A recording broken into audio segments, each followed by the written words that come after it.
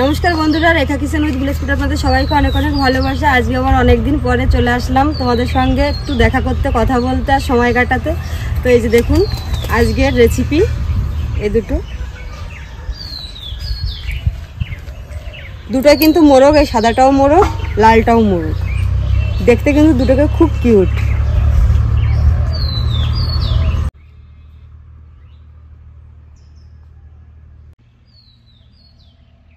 তো বন্ধুরা, এই দুটো মোরগই কিন্তু দেশি, একদম দেশি। একজনের বাড়ি থেকে আপনাদের দাদা নিয়ে এসছে, এই তো আমাদের পাশেই। তো দেখলে মনে হবে এটা মনে হচ্ছে পোলট্রি মুরগি, কিন্তু না, এটা কিন্তু দেশি একদম। তো বন্ধুরা চলুন, আর কাটার সময় দেখা হবে। সব কিছু গুছিয়ে নিয়ে রান্নাঘরে চলে আসি এবার।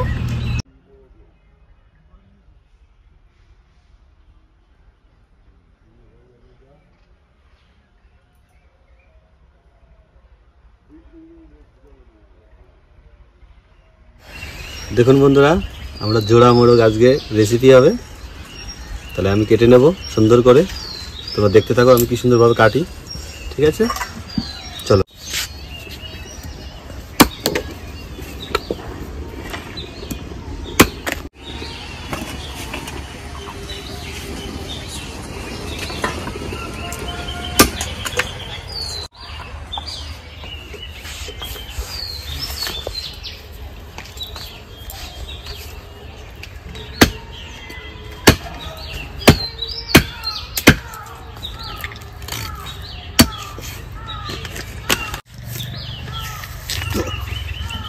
দেখুন বন্ধুরা, মাংসটা কত সুন্দর লাল। দেশি মোরগটা এরকম লালই হয় দেখতে।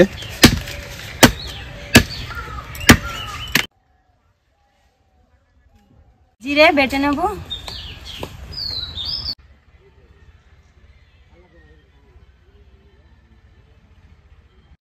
আদা রসুন বেটে নেব,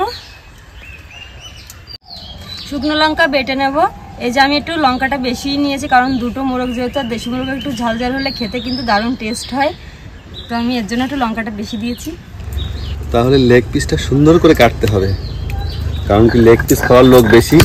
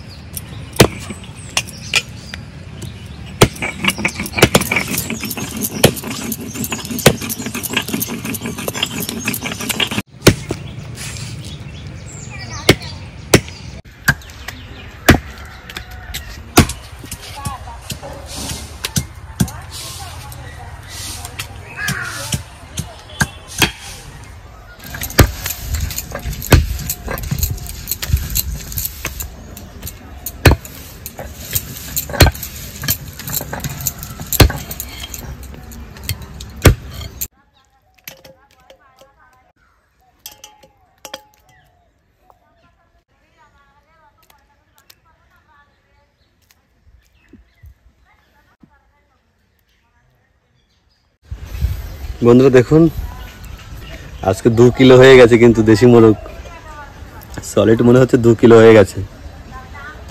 তাহলে কবজি ডুবিয়ে খেতে হবে। কারা কারা খাবে কমেন্ট করে বলো, তাদেরকে পাঠিয়ে দেবো তাদের কাছে। আর দেখা হচ্ছে, খেতে আসবো যখন, তখন দেখা হচ্ছে। আর কার জন্য কতটা পাঠাবো কমেন্ট করে বলবেন অবশ্যই। 2 কিলো মাংস আছে।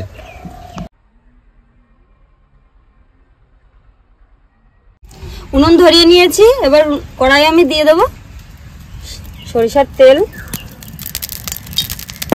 তেল গরম হয়ে গেছে, দিয়ে দেবো আলুর টুকরোগুলো, লবণ হলুদ মেখে রেখেছিলাম।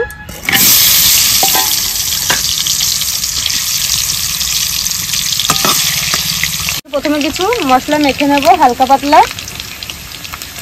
লবণ, হলুদ গুঁড়ো,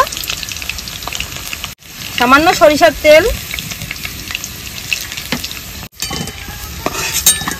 আলুগুলো ভেজে নিয়েছি, তুলে নেব। এই তেলের ওপরে দিয়ে দেবো আরো সরিষার তেল। ফোড়নে দিয়ে দেবো গোটা গরম মশলা, একটা শুকনো লঙ্কা, গোটা জিরে।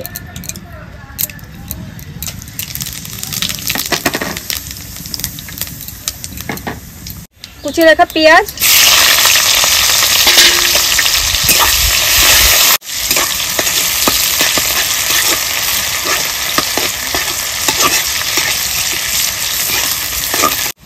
এবার এই কোচানো পেঁয়াজের পরে আমি বেটে রেখেছিলাম পেঁয়াজ, সেই বাটা পেঁয়াজটা দিয়ে দেবো। এই পেঁয়াজটা দিলে পরেই যে কোচানো পেঁয়াজটা এটা কিন্তু গলে যাবে খুব তাড়াতাড়ি। বাটা পেঁয়াজ দেওয়ার পরে দেখুন কুচানো পেঁয়াজটা কত সুন্দর নরম হয়ে গেছে। এবার দিয়ে দেবো আমি কেটে রাখা দেশি মোরগের মাংসটা।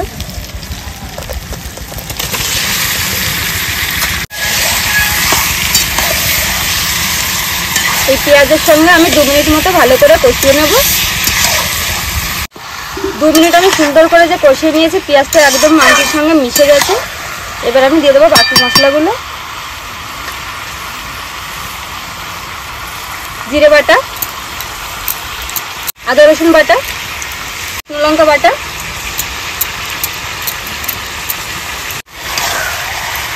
সব কিছু আমি সুন্দর করে মাংসের সঙ্গে মিশিয়ে নেব।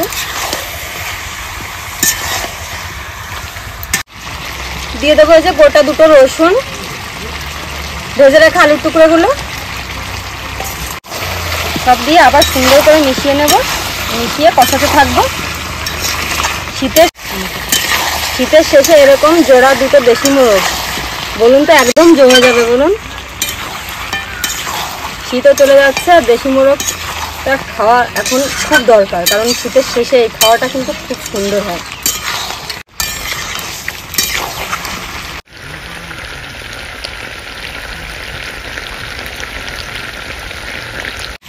একদম লাল লাল করে একদম সুন্দর করে কষিয়ে নিয়েছি। মশলাটা শুধু দেখুন দারুণ কষানো হয়েছে আর নিচেও লেগে গেছে। এবার আমি দিয়ে দেবো জল। এবার যে মশলার জলটা ছিল সেই জলটা আমি দিয়ে দেবো।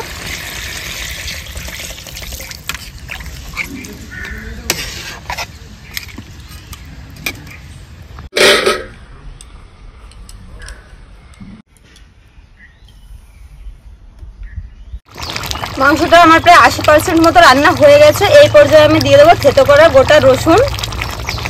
এটা দিলে কিন্তু কোনো কাঁচা গন্ধ বেরোবে না।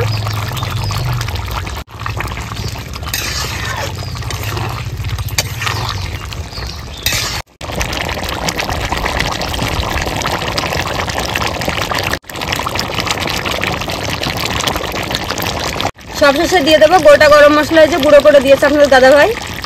এখানে আছে এলাচ, দারচিনি আর লবঙ্গ।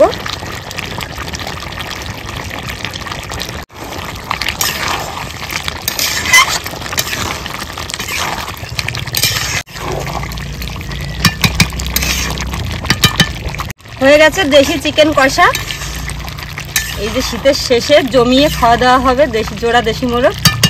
তো ঢেলে দিই।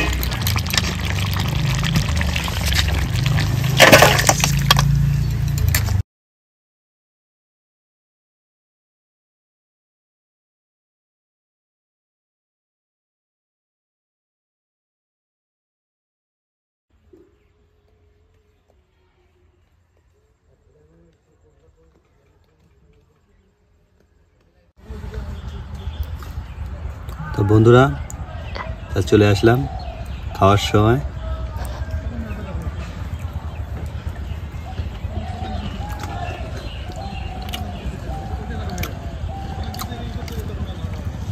ফাল্গুনে জোড়া মোরগ রান্না খুব সুন্দর হয়েছে।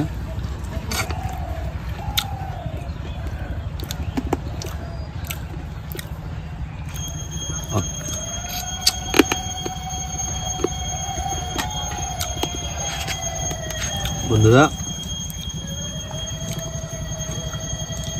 দেশি মুরগির লেগ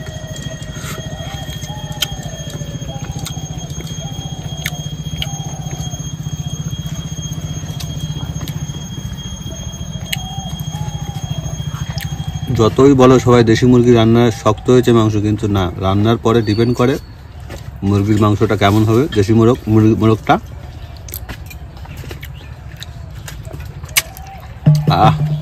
যা লাগছে না বন্ধুরা, আপনারা কমেন্ট করে বলবেন কার কতটুকু লাগবে। রান্না তো রেডি,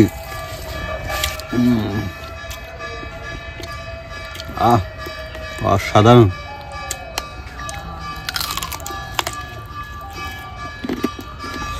তো বন্ধুরা আজ এই পর্যন্তই, আর দেখা হচ্ছে অন্য ভিডিওতে।